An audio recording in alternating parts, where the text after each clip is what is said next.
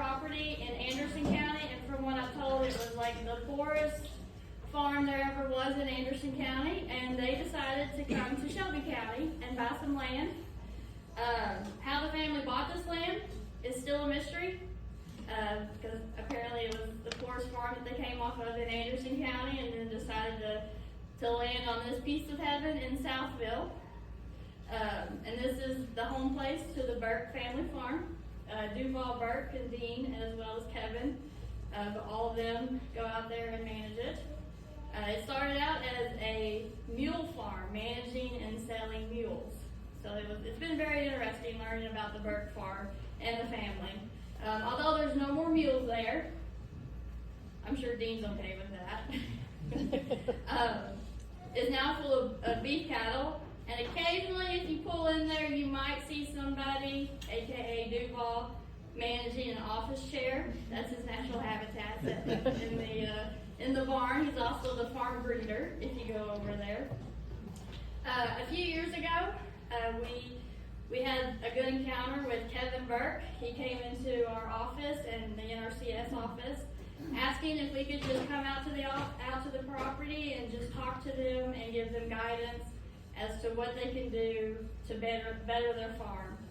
At first, to be honest, I was a little unsure of the tall man in a cowboy hat. There's not very many Shelby County residents that wear cowboy hats, so I was a little unsure. But as the visit went on, I could see his true passion for agriculture and for that property. It really shone quite a bit. And he was very interested in what the future of what the Burke farm was going to be. And he wanted a very successful cattle operation. And I could tell that just from the short time that we had with him. He had a strong passion for being a good steward of the land and for agriculture. And like I said, each time we went out there, it just showed stronger and stronger. The Burke farm, while they utilized the local cost share to the max that they possibly could each year, lineman seeding, putting in a few waters here and there, they wanted to utilize the farm even more and branch out and just make sure that they were investing all of their time and everything into the land to better their cattle operation. And so with that, we moved them into the EQIP program with NRCS. While Kevin's time here on earth was precious as well as shortened too quickly, his passion for the Burke farm and the good steward, it continues through his dad Duval and his brother Dean. There was a short time that Duval wanted to throw in the towel. That's what he told me. But he saw that Dean went full throttle, both feet in, and he wanted to see his brother's plan actually go into action on that property. So Dean wanted to just pursue further. They wanted to cancel the EQIP program. They just wanted to stop right there. But Dean was like, no, let's move on. This is what Kevin wanted. And honestly, I mean, each time we go out there, Dean, you should be very proud of yourself. And your dad's very proud as well. I know that many of you know Duval. He's not here tonight, unfortunately. He does have some health issues and he is in the hospital. But I did get to spend some time with him yesterday. I got to take him his gear that he's very proud of. And if many people know Duval, he is a man of many words, very many words. Like if you can get a word in inchwise, you're doing a really good job. But the day I called him and told him that the farm received Master Conservationist, you literally could have heard a pin drop. And he even said, I am speechless. I have no words to say for this. So with that, I mean, I'll chalk that up for myself. And anybody that knows him can also say that for once he actually heard that he was a speechless man. Hopefully that gets around Harrison really quickly. But we spent a beautiful day out there. Like I said, Duval is his health's not the greatest right now, but we got to spend a really good day out there with him, and that day I think truly helped him. And so he's always on his tractor. And like I said at first, Duval was a little hesitant about the EQIP program, about changing anything. And the more we got into working with them, as well as with the Deanne and the dog Nash, that Nash is now our greeter as well. You know, the word saying you can't teach a dog new tricks, you can't teach a dog new tricks. Each time we went out there and we were doing something different, at first he was a little hesitant. He was like, I don't know about that fence being right there. That's kind of dividing my hayfield. I don't know about that.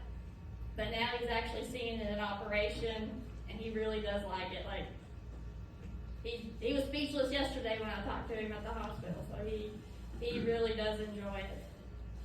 And he really likes what's going on out there. So I'm gonna have Kaysen come up here. Kaysen is our natural resource specialist at the NRCS office. Kaysen has done a lot of work out there at the Burke Farm, helping them just about every week, I would say. Just helping and making sure I'm out there often. Just helping and making sure that their program is going really well, and just making sure that they are doing what's right for the land and for the cattle out there. So. Before you start, can we make sure Duval wasn't a little hesitant? He was a lot hesitant. He He was a lot hesitant. But yes.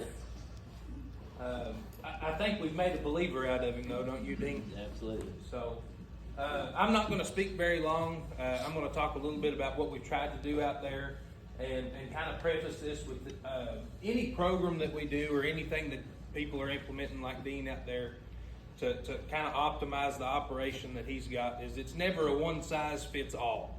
So, if you're interested in doing something, you've got cattle, don't look at this and say, well, I need to be building this fence here or that water there. It's all about the management that you've got, the resources that you have to put in there as far as time, things like that. And if you want to work with us, let us come out and let's see what suits you, what fits you. So to start here, let's look at the pictures that we've got. These are some of the practices that we've implemented. But I want to look at this. Does anybody know when that picture might have been taken? What was it, 2 weeks ago? About 2 weeks ago, yeah. What's most of the pasture fields around here look like now and 2 weeks ago? They're brown. So some of the things that we've been able to implement has all been in a goal to reduce hay dependency and utilize the forage that we do have to the best of our ability. So we're not out there building fence and installing waters, we're installing a system.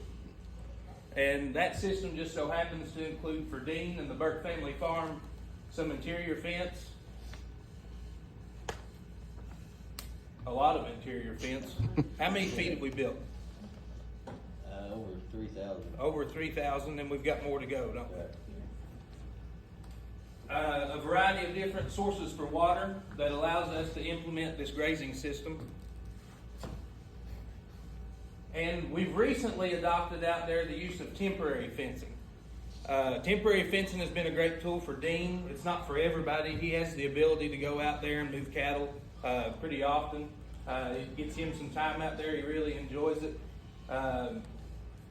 I can tell that Dean is Duval's son because he thought I was crazy when I told him that this stuff would probably benefit him. But I'm not going to talk a lot about the benefits of what we've done out there. I'll let, here in a moment, Dean will come up. I'm going to let him just briefly say what he's seen, the benefits out there. But anytime that we can better distribute our grazing, that's the goal of the system that we've done here. We're trying to improve our forage base because we've got to think, most cattle farmers think they're cattle farmers, but they're not. They're grass farmers first. And that's what we're doing out there. We're farming grass. What else you need from me, Deborah?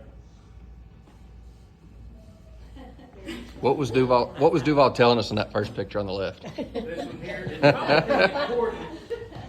He's probably telling us we're crazy. So, Yeah. but we're ever improving out there. We've got a lot of way to go to make it the best that we absolutely can. But we've started from an area that there was some obvious concerns. That's why they came to us. They wanted to be more efficient. And our goal is to eventually get us to a point that we're very less dependent on hay. We want those cows out there grazing 360, 330 days a year. So a lot of people are going to say you can't farm cattle without hay. In this part of the world, it's probably true, but we're trying to reduce that dependency as much as we can, and every little piece of the puzzle is getting us there. So I guess some of the practices we've done out there, this one is exclusion fencing, so we've excluded them from a wooded area. And I think in the future, we also have exclusion from a pond. So rotational grazing as far as interior fencing to promote that, and then the waters, and hopefully some seeding to get the pasture lands looking good too. And then have some happy cows too.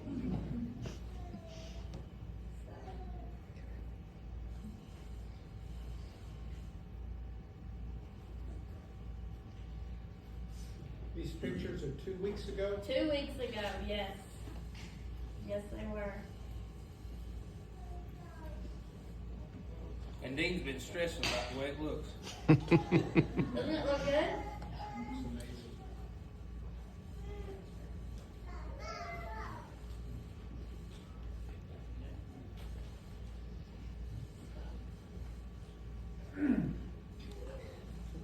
So yeah, as you can tell from ridge to ridge, like it still looks very luscious green. Doing a really good job out there with rotational grazing, whether it's with our permanent interior fencing or being out there with the temporary, actually moving the cattle. I wouldn't say every day he's moving the cattle, but I'd say probably at least once a week the cattle are being moved out there. And that's a big thing of it too, is managing it. We can't just install these practices and boom, everything's gotta start operating and doing successfully. The landowner themselves also have to put some time and money into it as well, and managing is a big key in it. So I think Dean wants to come up and say a few words if he wants.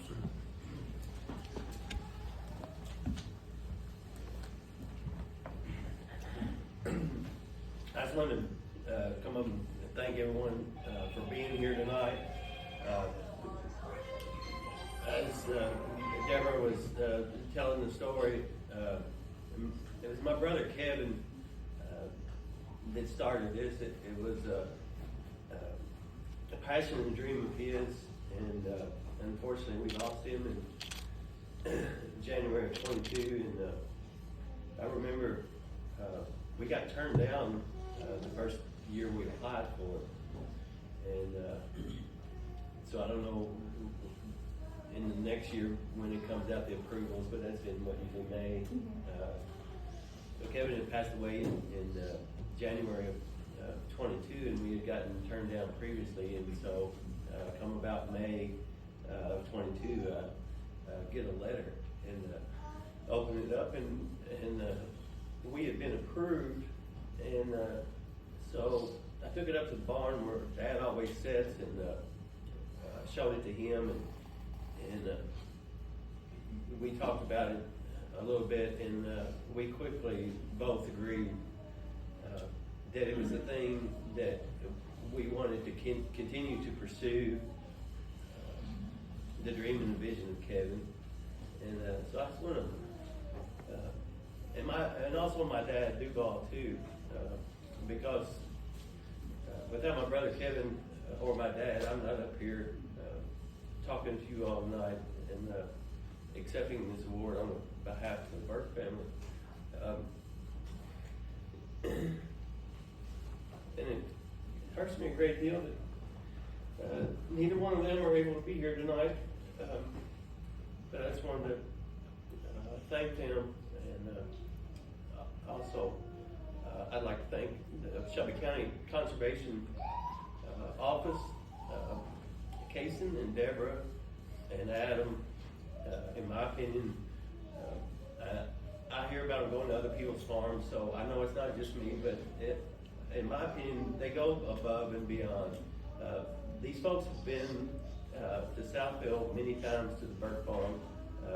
Kason, I don't know, sometimes I don't know if he's stopping back because he just likes coming out there, or he's really concerned about me. But either way, Kason and I have developed a great friendship during all this, and I appreciate the friendship of Kason and Adam and Deborah, because they have helped us tremendously through this. And this is going on now, a 4-year project. And in losing Kevin, you know, and my dad getting up in age, he not able to do as much as he used to. And so, as you know, as farmers, there's a lot of things you can do on the farm by yourself, but every now and then you come on jobs and you just need some help. I'm thankful to have my wife there with me every day that I drag into all kinds of projects. I'm grateful that my sister-in-law Marta and my nieces Morgan and Mallory are here tonight to accept the award on behalf of their dad and Marta's husband, and my daughter Caitlin is here, and Marcus, and my grandson Jaira, and it takes us all. You know, we're all here to help each other, and it takes a lot to run a farm. And there's a couple other people here. Like I said, you know, you run up on a job every now and then. You got to call a neighbor, and I'm very blessed to have some good farmer neighbor friends. One of them's in the back. I'm Ron Adelby, who I affectionately call Home Run. Get close up to your fence so I blink and let my nose. Home Run is a past recipient of this award, and I appreciate Home Run's help. The other gentleman that's here that I have, we have grown really close since Kevin's passing, and he's also been to our farm a lot. And that's my good friend John Jesse, right here sitting with us. And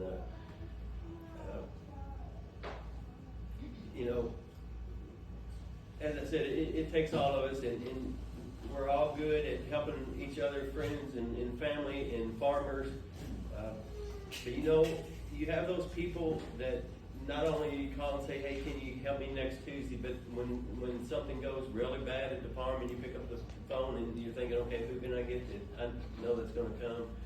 John Jesse's been an extra friend to me.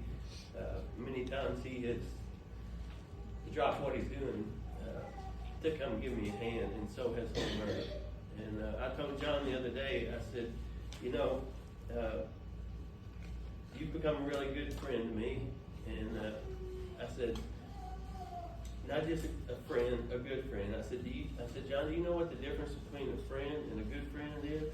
He said, no, what's that? I said, a good friend will help you move. A friend will help you move. A good friend will help you move a body. And that's the kind of friend I've got for John. So, about the program, really not a lot to say after you see these pictures. As they say, pictures worth 1,000 words. When we started this program, our farm is kind of narrow, but it runs deep, about 3/4 of a mile, goes all the way back to Beach Creek, which wraps in around Salem Baptist Church. And I think in one of the pictures you could see it. If you all know our farm in Southville, there's 2 big white barns that sit right on the road, and there's a pond behind that, and it's behind our barndominium that we built.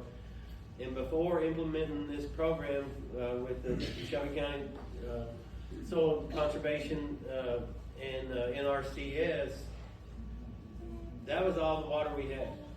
And so if the cattle were 3/4 of a mile back on the farm, they got to walk all the way up to that pond twice a day to get water.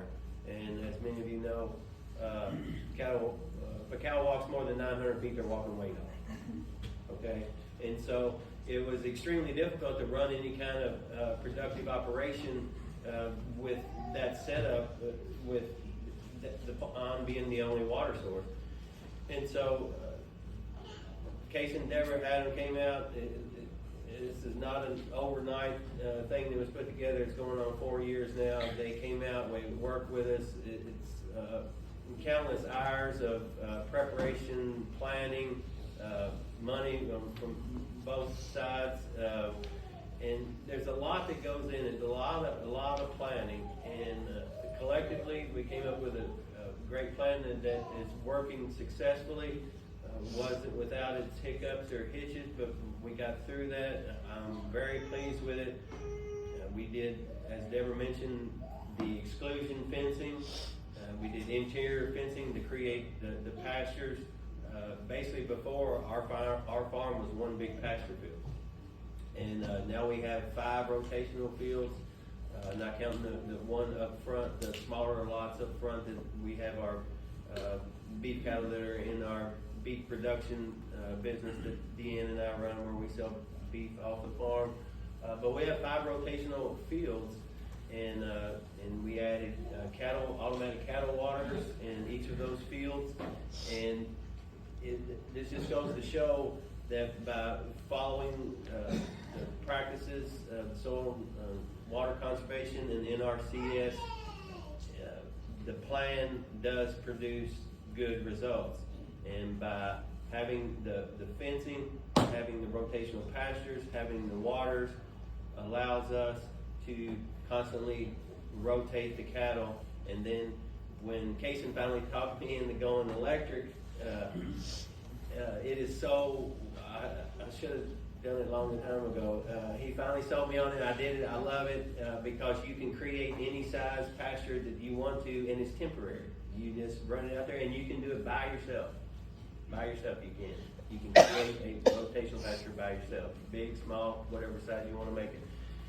It has allowed us to still be coming through this harsh, dry spell that we're in right now. I mean, we need rain bad, but so far we're holding our own.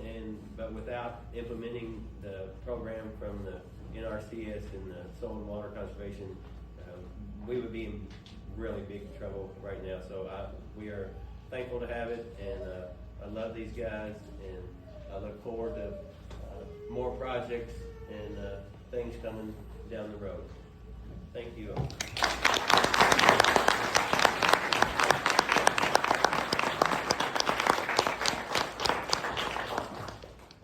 We did not give him an endorsement to come up here and say all that. But that just speaks itself that what we do out there, it does work, and it is operational, and it can be successful on your property. So we just want to congratulate the Burke family farm. I know Dean and his family is here. We wish Duval was here with us, but we hope that he can continue to get better and get out of the hospital, and hopefully can continue to sit in that office chair and greet everybody that comes into the farm with those white barns. So at this time, if we would have all the Burke family come up, we also have a plaque for Kevin as just an honorable master conservationist, since he was the one that started this program with him. And from there, we just want to say welcome to the conservation family.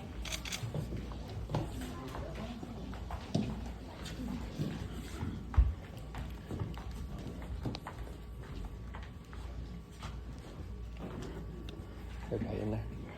Oh. Is that the last thing, Fred? That's it. What picture you want, Deborah? I'm going to do the white barn. There you go. There we go. Perfect. Wait a minute. That's an error, home run. Don't ever put my picture with anybody. They get arrested, all of them.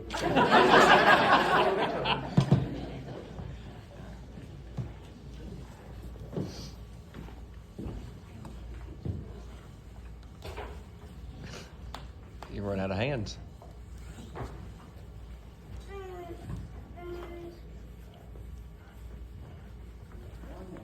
You want this? Can you hold on? Okay. More of it, yeah. Thank you all. Thank y'all.